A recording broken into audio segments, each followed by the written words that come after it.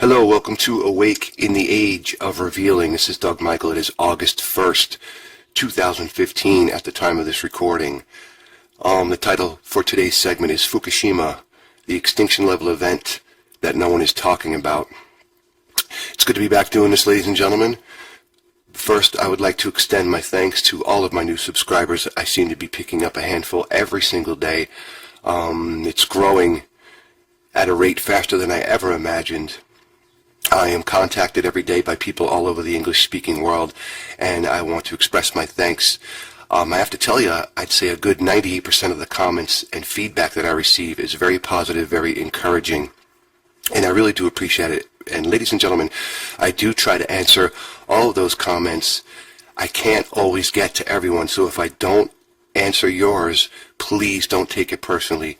I've been very busy, and it's hard to get to all of them, but I do try to do that. I want to thank many of you that have contacted me personally and all of you that have shared this information. I'm actually a little bit overwhelmed that it has reached such a growing audience. I believe now my videos are approaching about 200,000 collective views and have penetrated into about 186 countries. So I'm thrilled to see that information like this alternative kind of controversial information, is reaching such a wide audience. And again, thank you one and all. Now, I'd like to get into a little bit discussing the Fukushima nuclear disaster. There's still many people that are unaware that this cataclysmic event is occurring. And the title, Fukushima, the extinction level event that no one is talking about, I'm basing this on a blog that I wrote back in March of this year. And you could find it at dougmichaeltruth.wordpress.com. And at the time, I had only had maybe 1,600 hits to my blog site. There's a bunch of different kind of interesting things there, some of which I have made videos out of, like I'm doing here today. And once I posted that particular article about Fukushima, it brought in well over 100,000 different hits from all over the place. It caused quite a stir. I've seen this article reposted all over alternative media, including Rents and many other alternative sites. And my goodness, I've been contacted by all kinds of people, including one pro-nuke PhD from Stanford, who, instead of debating me point by point, which I never have a problem with, instead resorted to ad hominem attacks, so I just deleted them. That's another thing. Folks, if you're going to contact me, please do. Even if you disagree with me, that doesn't bother me. I will post your comments and I will respond. If you're going to act like a fucking troll and use ad hominem attacks, don't bother, because don't waste your time. I won't even bother with it. If you disagree with me, that's fine. And if you want to do a point by point, hey, I don't agree with this, I don't agree with that, that's fine. I will definitely respond to you. But again, if you act like a troll, just forget it. You're wasting your time. So, ladies and gentlemen, on March 11th, 2011, we're told by official statistics, official sources, that an earthquake of 9.0 magnitude struck off the coast of Japan and triggered a devastating tsunami, which left parts of the country in complete shambles. Official reports claim that 15,891 people lost their lives, 6,152 were injured, and at least 2,584 were reported missing. So this was a very, very devastating event. Now, I have authored this particular piece, I have become aware of various other researchers who are claiming foul play. And one I just recently came across, a freelance journalist by the name of Jim Stone. And I've been reading through this, and it is very interesting. Also, just as a matter of fact, as I was preparing to set up the equipment and do this morning, I came across an article published by the British newspaper The Telegraph back in 2013, and the headline reads, "Tsunami Bomb Tested Off New Zealand Coast." And it reads in part, "The United States and New Zealand conducted secret tests of a tsunami bomb designed to destroy coastal cities by using underwater blasts to trigger massive tidal waves." And And the article continues, the tests were carried out in waters around New Caledonia and Auckland during the Second World War and showed that the weapon was feasible and a series of 10 large offshore blasts could potentially create a 33-foot tsunami capable of inundating a small city. The top-secret operation codenamed Project SEAL tested the doomsday device as a possible rival to the nuclear bomb. About 3,700 bombs were exploded during the tests, first in New Caledonia and later at Wangapara Peninsula near Auckland. Now you could find this if you search the net, just put in tsunami bomb tested off New Zealand coast. And I thought that was very interesting. Could that be what triggered the tsunami in Japan? Now Jim Stone, the freelance journalist I just mentioned, seems to think that it was punishment for Japan agreeing to enrich plutonium for Iran. And this article, which you can find at jimstonefreelance.com, in part reads, I believe the phony 9.0 story was used as seismic cover for a tsunami nuke, which produced the tsunami of a 9.0 when detonated in the Japan Trench, where no earthquakes of significance happen, as punishment for Japan offering to enrich uranium for Iran. The rest of the story, the concealment, is black ops. Bet on it. In the tsunami videos, the tsunami rips through pristine and undamaged cities where business as usual is obvious and the tsunami is an ambush, not 9.0 earthquake-ravaged debris. The quake is a paper-thin story taped together by the undeserved trust of a gullible public. And the stories? The CIA did not hire 1 million people last year for nothing. If there is evidence of a 9.0, show me. That is how big a 9.0 is. The entire nation should be in ruins, especially judging from the damage the 6.9 Kobe quake did. And nowhere outside the tsunami zone is the entire country, is there a single damaged multi-story building, a single collapsed bridge, a single structurally damaged wood-framed house or skyscraper. If a picture exists that can be definitively pinned to this quake, show me. The only collapsed structure in all of Japan was an old welfare shelter near station MYG004, the true epicenter. And ladies and gentlemen, this particular article by Jim Stone, it is really interesting. I'm just now discovering this kind of information about this disaster. And the title reads, 3/11 was Japan's 9/11. It's all documented, folks. And then the subtitle, this investigation has been endorsed by the engineers who designed and built Fukushima Daiichi. It's a very interesting read. It's going to take me quite a while to pour through this. So in the future, I may update this Fukushima piece and try to really get to the bottom of this. It's really interesting, to say the least. And then another alternative news site picked up on my article about April 5th this year, and there's an author note here that I found very interesting too. It says, this writer is only mentioning part of the truth surrounding Fukushima. It wasn't a tsunami that caused the meltdown of the reactors, but the Stuxnet computer virus that Israeli IT personnel deliberately inserted into their safety protocol software, most likely because the Japanese decided to recognize the Palestinian state, which Israel couldn't allow.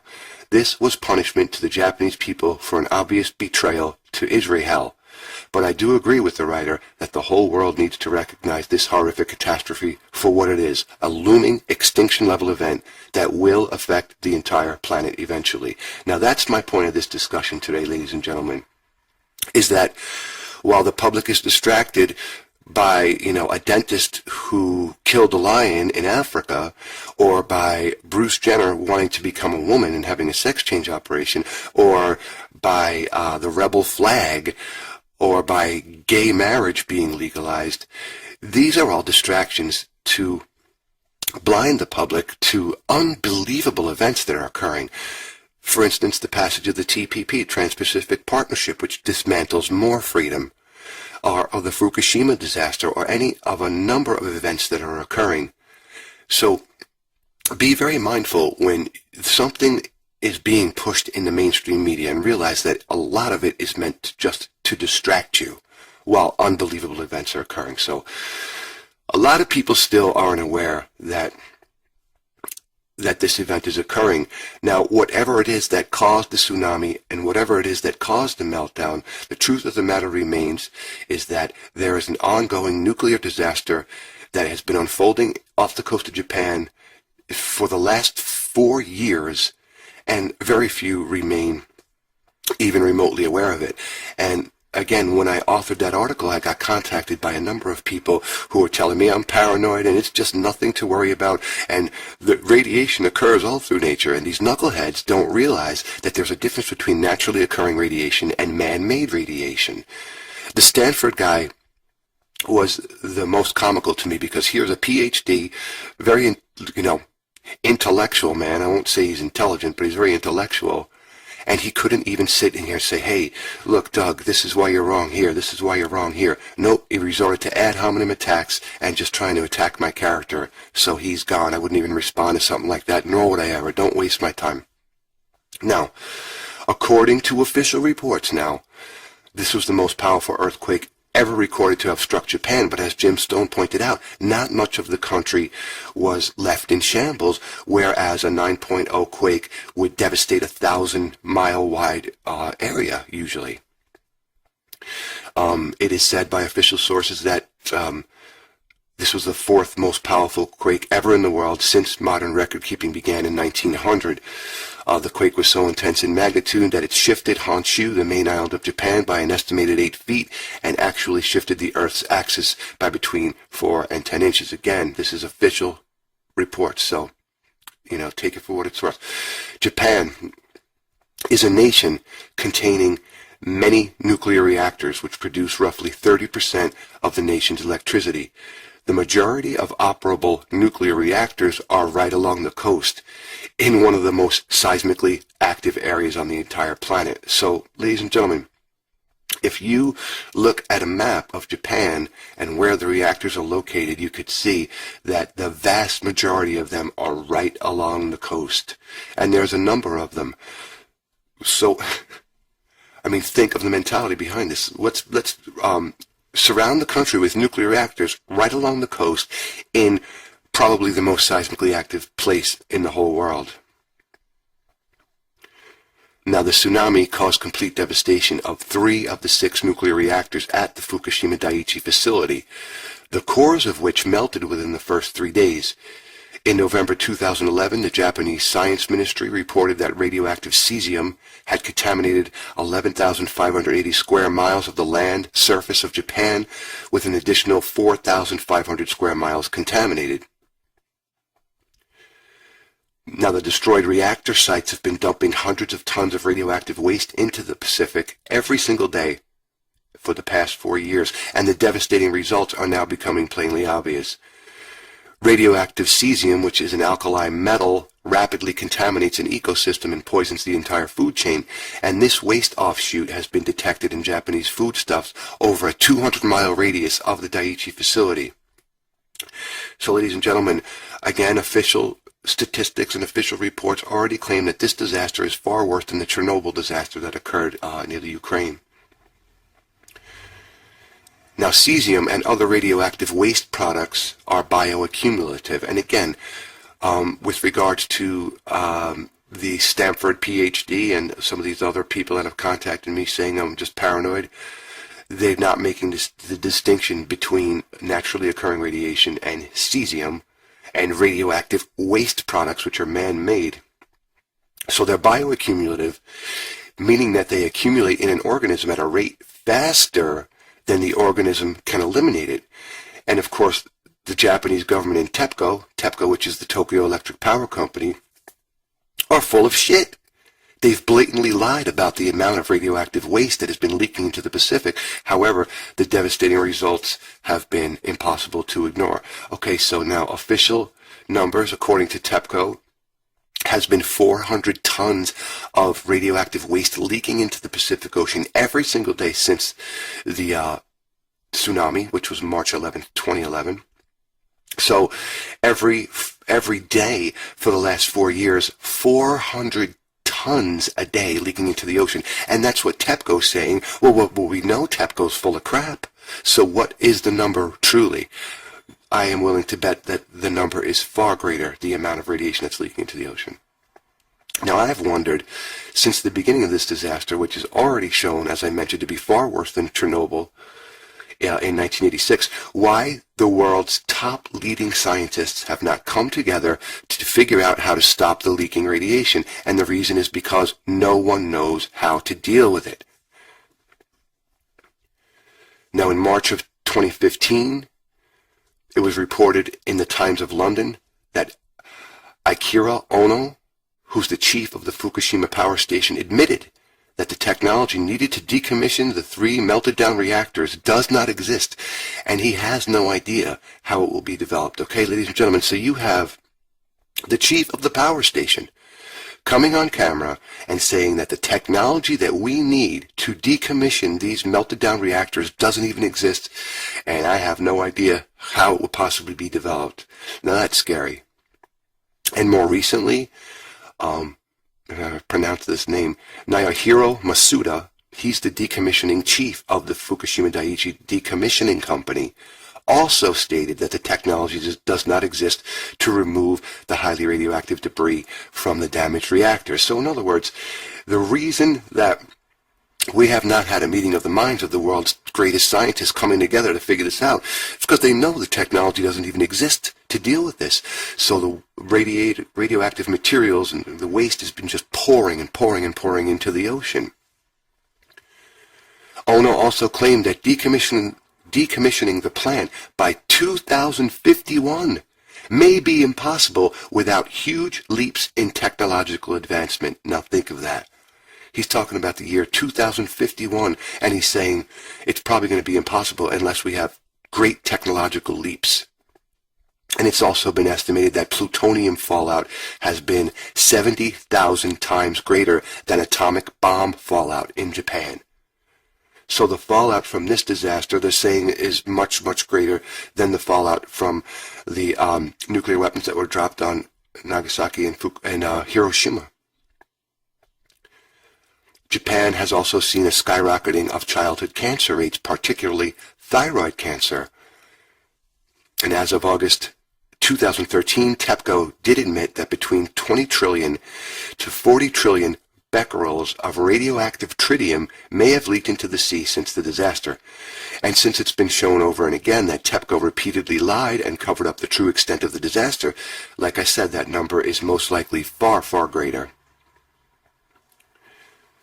While official sources keep claiming that there is no danger from the leaking radiation, sea life all along the west coast of the U.S. has been dying in alarming numbers, and many fish and sea creatures tested off the west coast have shown extremely high amounts of radioactivity that far exceeds safe limits. In actuality, though, there really are no safe limits of man-made radiation. I remember reading a report a couple years back how oceanographers tested a bunch of bluefin tuna that were caught off the coast of the Pacific, and every single one of them tested extremely high for radiation. And yet I'm paranoid, you know. It's amazing when you go public with information and all you're doing is sharing information. Even like what I'm basing this on today, ladies and gentlemen, we're talking about official sources. At once you're descended upon as you're paranoid, you're nuts. People are very, very afraid to face a painful truth. But my argument has always been, if we ignore it, we do that at our own peril. Now, the Japan Times mainstream newspaper reported on February 25th, 2015, that cesium and other radioactive waste was pouring from the reactor 1 site directly into the ocean, and TEPCO did nothing to prevent the leak and simply ignored the problem for close to a year. There has been a massive die-off of marine life along the west coast of the United States, which has scientists baffled. Now, do you mean to tell me that scientists studying this death of the Pacific have not taken into account the possibility that it could be caused by the hundreds of tons of nuclear waste that has been pouring into the Pacific each day for the last 4 years. And so few dare to admit the extent of damage caused by this disaster, or the fact that it's forcing us to face the possibility of our own extinction. What happens when the planet's largest body of water is rendered lifeless on a planet made up mostly of water? And what happens when the radiation accumulates in the atmosphere and is spread throughout the world by the jet stream? I mean, there are numerous sources that exist where you could see for yourself the massive die-off of sea lions and other sea life along the West Coast. It's been occurring, it's been reported in mainstream media and elsewhere. So, anyone who cares to take the time can see this for themselves. But I'm just paranoid. So you don't have to worry about any of this, In 2013, the Huffington Post picked up on this. They reported that massive amounts of krill washed up along the West Coast in a 250-mile stretch from Oregon to California. Now, krill is an essential part of the ocean's food chain. When marine life on the low end of the food chain dies off, the larger animals that feed on that marine life starve. Carcasses of dead sea lions and seals that were examined revealed high doses of radiation, and yet mainstream scientists remain baffled.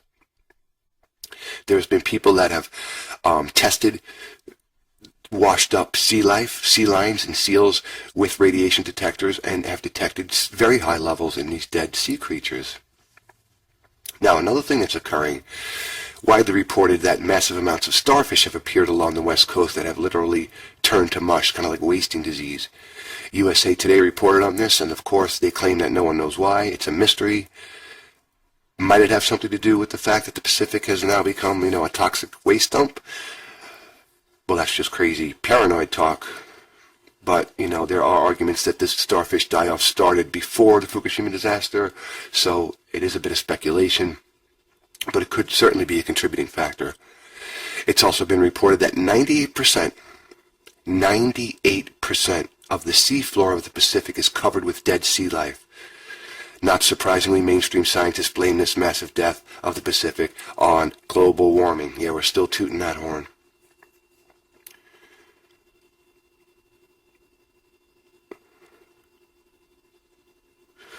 Here's a quote from a marine biologist. In the 24 years of this study, the past 2 years have been the biggest amounts of this detritus by far, said marine biologist Christine Huffard, who works at the research station off of California. Multiple other stations throughout the Pacific have been similarly alarming increases. So she's saying that these monitoring stations have seen a massive increase of dying sea life in the Pacific. Now, the feeble efforts of TEPCO and the Japanese government to stop the radioactive leaks with ice walls, dams, and other paltry makeshift remedies have been in vain. Nobody knows how to contain the radioactive leaks, so the Japanese government and TEPCO do the next best thing. They lie about it and downplay the dangers. Business as usual, ladies and gentlemen. The head of the National Cancer Research Center in Japan reported in February 2015 that cancer rates have skyrocketed by 6,000% and that it was being swept under the rug. It must be global warming causing this unprecedented rise in cancer rates, huh? And in January 2015, Japan's nuclear regulator approved TEPCO's ingenious plan to simply drain wastewater into the ocean. In November 2014, Ken Buessler of the Woods Hole Oceanographic Institute claimed, "My biggest concern is what's going on in Japan today and how that might make its way across to our coast. We know it's still leaking because we're measuring higher levels off Japan to this day. Even just the basic question, how much radioactivity was released at Fukushima? I can't answer that today. We may never be able to because of the lack of sampling, particularly in the ocean." An experienced veteran sailor by the name of Ivan McFadden, who has sailed the Pacific taking part in races, stated in an interview that, "It's dead for thousands of miles. There was nothing between the U.S. and Japan. Like sailing in a dead sea. Everything's all gone. Just talking about it makes me feel like I want to cry. No birds, no fish, no sharks, no dolphins, no turtles, nothing." And this is an experienced sailor, ladies and gentlemen, who has sailed the Pacific many times. And he's saying, I remember reading that interview he was saying, once upon a time, he used to see all kinds of sea life and birds and sea mammals and other creatures, and now taking that same journey across the Pacific, there's nothing. He's saying it's like a dead zone. Now, this is the legacy that humanity is leaving for their posterity, a dead world. Humanity has allowed itself to be ruled by a ruthless, psychopathic gang of parasites whose greed and insatiable lust for power knows no bounds. There really is no one to blame, ladies and gentlemen, but ourselves. Now, the information that I'm sharing today is not even a scratch on the surface of the true magnitude of this nuclear disaster. The radiation will bioaccumulate in the ocean and atmosphere for centuries to come. Mankind is staring our very extinction in the face. Now, this is an opportunity for humanity to face the force of our own destructiveness and to come together as one family. Unfortunately, the average person's thoughts seem to be firmly fixated on the sports scores or who's blowing who in the latest celebrity scandal or, the latest pop culture fad. Unfortunately, the world's masses suffer from a serious condition known as rectal cranial inversion. And let us also not forget the Deepwater Horizon disaster that occurred in the Gulf of Mexico on April 20th, 2010. Massive amounts of oil leaked into the Gulf, and in the subsequent cleanup attempt, the well was capped, which caused a crack in the seabed, causing extreme amounts of oil to pour into the Gulf, killing marine life and destroying the fishing industry in that region. A very highly toxic and controversial dispersant called Corexit was dumped into the sea, and the results have been catastrophic. Fishermen have reported sea creatures being caught in the Gulf that had lesions on their bodies and all sorts of other anomalies, including mutated sea life, eyeless shrimp, and ulcers. What happens when oil and a highly toxic dispersant enters into the Gulf Stream and spreads? What happens when radiation spreads throughout the ocean currents of the Pacific? Roughly 72% of the Earth is made up of water, and if you look at a global map, you could see that all of the world's oceans are connected, so it's essentially one ocean. So what happens when two of the planet's large bodies of water are rendered lifeless? Since roughly 90% of Earth's life is contained in the oceans, and 2/3 of the planet is water, well, what happens when the oceans die? What happens when we can no longer fish the oceans for food? The answer is simple. When the planet's oceans die, all life on Earth will follow. But who cares? There's a game on tonight, or some stupid shitcom that insults the intelligence, or some other mindless distraction. What level of cognitive dissonance is adhered to that causes people to look away from painful truth? How is it that people can convince themselves that everything is just fine when we are staring our very extinction in the face? How many actually give a shit? Far too few, unfortunately. The fact that the world's top scientists have no idea how to contain the radiation at Fukushima speaks volumes about what happens when a species develops technologically, yet does not operate with wisdom. They destroy themselves.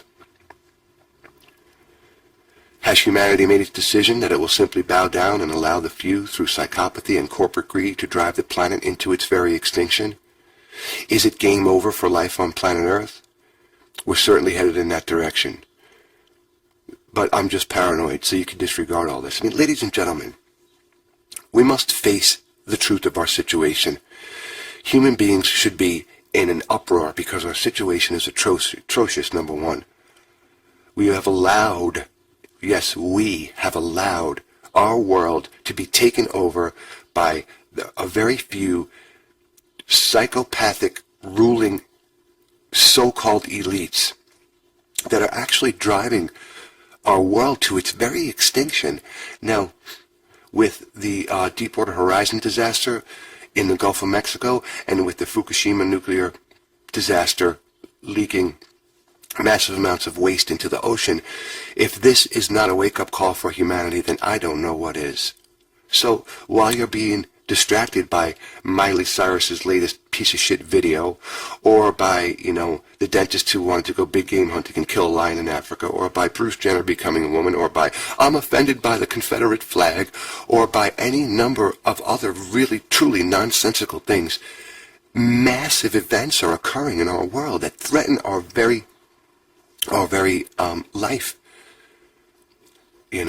And I'll tell you, just as an aside here, I know I've mentioned this in some other videos, but in 2012, in about February, that was the last time that I had my experience with the shamanic medicine called ayahuasca, which is a very highly visionary plant. And I remember in that session having visions of a future Earth that looked like a dead rock, like Mars. And the message I was getting was that the way the energy is now, this is the way that we're heading, but that it wasn't too late. It still wasn't too late to go into another direction, but that it was up to us, that where we go from here is up to us, that we truly have reached the crossroads. And I cannot think of anything more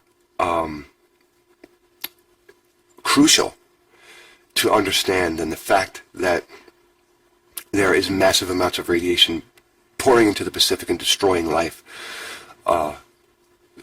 If this is not a wake-up call for humanity, then I don't know what is. The time for humanity to collectively wake up and come together is here and now. We can't put it off to future generations to mop up the mess, because at the rate we're going, the planet will be unable to support life. And like I said, I was shown in my visions that a dead planet that resembled Mars, just a planet that once teemed with life that has since been destroyed. This is where we stand as a species. Does it sound paranoid? Well, maybe. But that does not negate the fact that it's true. So as we bow our heads in quiet approval, our home is being destroyed and your children's futures are being stolen right from under them. Sleep on, everything's okay, and raise your glass to the extinction of humanity. Ladies and gentlemen, we have reached a very, very crucial time in our existence as a species on this planet. And at the rate we're going, I do not personally see much of a future, but I still hold that glimmer of hope that if we came together as one family and understood that we are all each other, that we do have the power to change it. What is it that prevents humanity from doing that? Manufactured divisions, manufactured crises, manufactured chaos. We are divided on so many levels, it's just fucking ridiculous. We allow ourselves to be misled by a ruthless and very few gang of absolute psychically deranged parasites. Now, I'm going to be looking into this a lot deeper, and if what researchers such as Jim Stone are claiming is true, that this was sabotage, it's just beyond psychopathic. Maybe it is true that there is a small gang that they are so devoid of any semblance of what it means to be human that they would think nothing of rendering this planet completely dead. Their contempt for humanity knows no bounds. Or maybe we are dealing with an archonic force, as many researchers have suggested. Maybe we are dealing with another species who a radioactive planet would be more conducive to an environment that they would thrive in. This again, speculation. But the fact of the matter remains, there is an extinction level event that is occurring off the coast of Japan. It's been occurring since the tsunami, March 11, 2011, and few, relatively speaking, are even remotely aware of it. So what will becoming aware of it really do if we're, these top, decommissioning experts and nuclear experts are saying that technology does not even exist to correct the situation? Well, if we could come to the realization that this is occurring, and then the planet's top scientists come together to develop the technology that can, stop the leaks, maybe we have a glimmer of hope. I don't know. I tell you, I try my best to remain positive and optimistic, and sometimes it's just difficult to do that. You have something like this going on, it's difficult to see any kind of a future for humanity. Or like I suggested before, maybe it's just that third-dimensional experience on this planet for humanity is done. Maybe it's simply, I don't know, graduation time. Maybe it's time for us to move on to different experiences. I mean, I don't know. I still, though, hold a great concern for humanity and for the planet and for her creatures. And, you know, just to, when you see the map of where the nuclear reactors are in Japan, it's absolutely insane. Also, the reactors that were used at the Fukushima Daiichi facility were known to have flaws. They were GE-built reactors. There were known flaws with these reactors, and they went ahead and used them anyway to construct this nuclear facility. So what we do know is that, according to TEPCO, which is full of shit, as we know, according to them, 400 tons a day of radioactive debris and waste has been leaking into the Pacific. The number is probably far greater. And, you know, that might not seem a lot, but how is that going to accumulate over the years, and especially when there's no way known to stop this? How will that accumulate in the environment? Will the Pacific Ocean be rendered completely lifeless? Now we're seeing reports of 98% dead sea life along the Pacific seafloor. We're having experienced sailors that have sailed the Pacific numerous times saying there is nothing. It's a dead zone. We have massive amounts of marine life washing up along the coast in California and Oregon and Washington. So we're seeing the devastation. We have sea creatures that are caught that are tested for radiation very, very high, far, far exceeding any safe limits. So we actually can measure and can see the devastating results. What is it going to be like a decade from now if the technology is not developed to deal with this catastrophe? What kind of future at all remains for humanity? Ladies and gentlemen, this is a short segment today. I'm going to be looking into this further. I was very, very interested in the Jim Stone article. I've read some of his other work, particularly involving antidepressant drugs, and I found it very compelling. This is worth reading. He has a lot of images in this article, and he makes a strong case for sabotage being perpetrated at this facility. Regardless of what it was that destroyed this facility, whether it was the tsunami or, you know, sabotage from a computer virus or whatever it was, the fact of the matter remains is that this is a serious, serious situation. And I'm not the type of person that likes to spread fear. I don't wave placards saying the end is near, the end is near. I truly in my heart do believe that humanity, if we came together as one family, could change this. But, you know, there's more important things, I guess, like dentists shooting lions and Olympian athletes becoming, you know, transgender and having sex change operations, and whether or not people are offended by the Confederate flag. These far more important than the entire Pacific Ocean being poisoned with nuclear radiation. But I know that the people, you, ladies and gentlemen, that would listen to something like this do understand the extent of this and do understand the severity of the situation. And once again, I want to thank each and every one of you for taking the time to open your mind and search for the truth. I am grateful to people like you. I'm grateful for all of you who have reached out to me and with your supportive and heartfelt, kind words and your encouragement. And I'm grateful to all of you who have shared this information as far and wide as you could and try to get the word out. We have to really work together, I think, to reach as many people as we can. And we're in a unique age now. We have things that we've never had before. We have instant communications. We have the internet. We have a lot of different tools that we can use to do just that. And I appreciate each and every one of you that take the time to do that, that stand up in the face of ridicule and speak the truth anyway, that network together with other like-minded people and try to, you know, really share the truth of the situation that we face as human beings. I respect it very greatly, and my heart goes out to each and every one of you. And again, thank you so much for taking the time to open your mind to search for the truth and for supporting me in this manner. And I wanted to just say this too, ladies and gentlemen. I know it's been a little while since I've done this. I have had some health issues and some personal problems that I've had to deal with, but nothing's going to stop me. I'm going to keep doing this, especially now that I see that there is a growing interest, and it's a global interest. That is what encourages me to do this even more, because obviously what I thought was going to be information for a very, very, very select small group of people has reached more people than I even believed it would. I'm actually overwhelmed by it.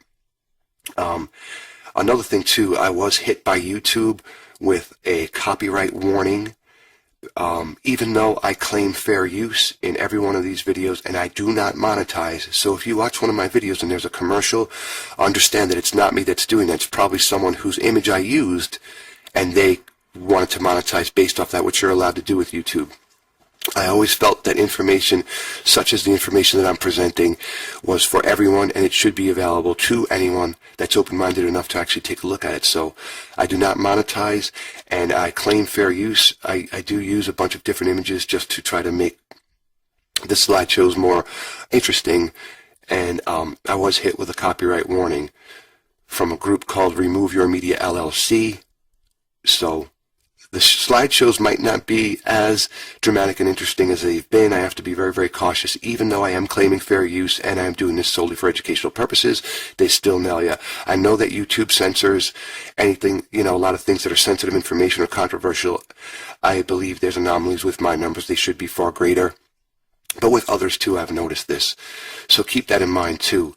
And again, thank you one and all for taking the time to listen to my channel and to support me.